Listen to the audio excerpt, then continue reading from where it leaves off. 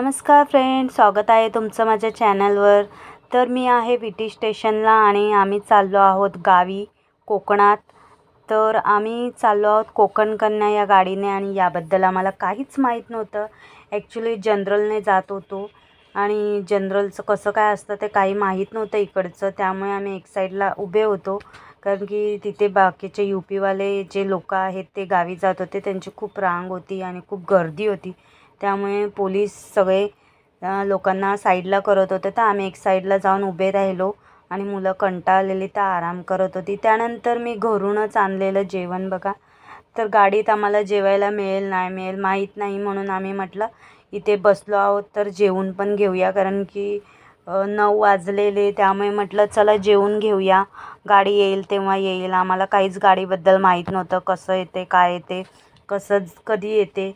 तर एकदा एक यूपीवाली गाडी गेली, त्यानंतर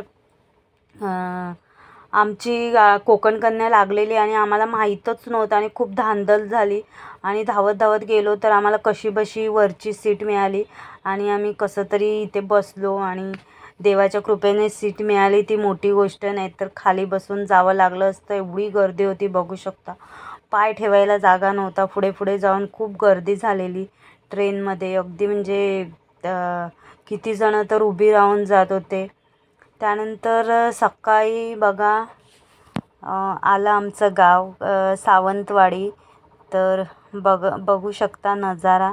आणि आता आम्ही उतरणार आहोत सावंतवाडीला। बघा सावंतवाडी रेल्वे स्टेशन,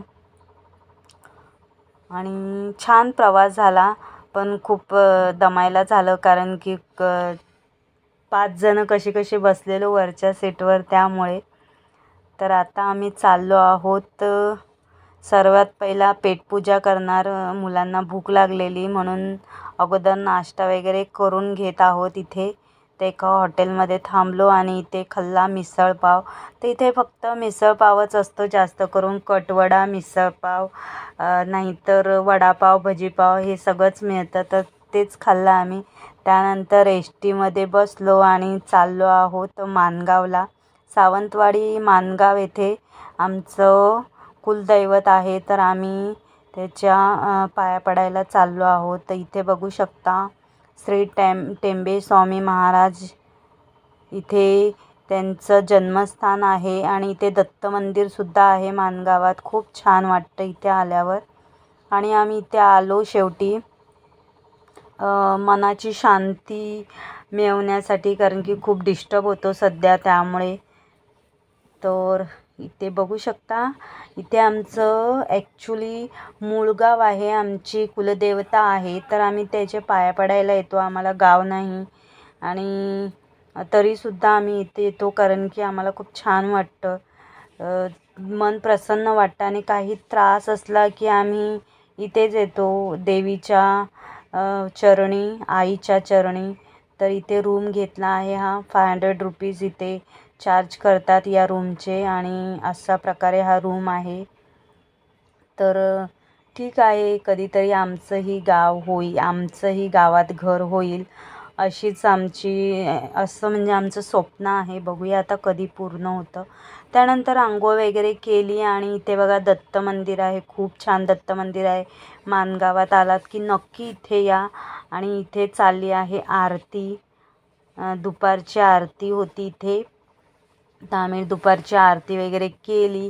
त्यानंतर इथे महाप्रसादासाठी बघा रांग लागली आहे आणि सर्वजण वाट बघत आहे, कारण की गुरुवार असल्याकारणाने खूप जण आलेली, भरपूर जण येतात, 1000च्या वर भाविक येतात। आणि इथे बघा अशा प्रकारे महाप्रसाद असतो, तर सर्वांनी महाप्रसाद घेतला आहे।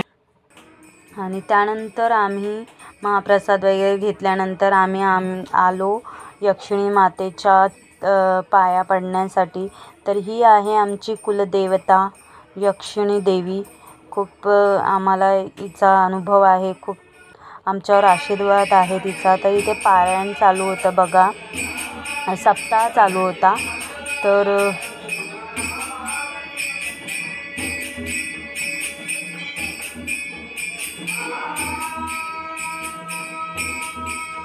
इथे अशा प्रकारे सप्ताह चालू होता आणि त्यानंतर जत्रा होणार होती।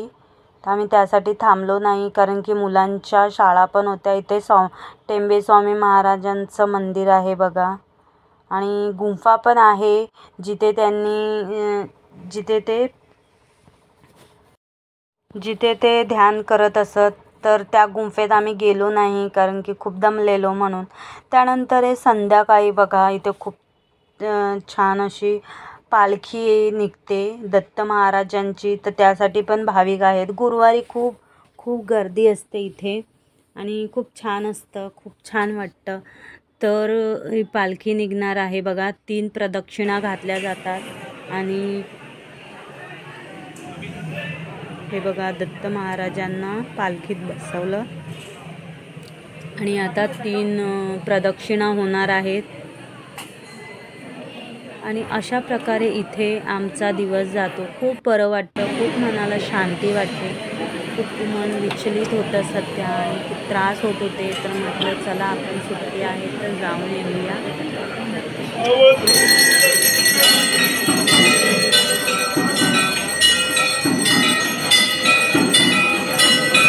तर अशा प्रकारे इथे पालखी झाल्यानंतर इथे बघा, महाप्रसाद खूप छान होता. आज पुरणपोळी होती, खिचडी, भाजी आणि सोलकढी. अशा प्रकारे आमचा आजचा दिवस गेला आणि आम्ही आता आलो आहोत रूममध्ये आणि आता आराम करणार. उद्याचा दिवस बघूया कसा जातो. तर चला, बाय बाय.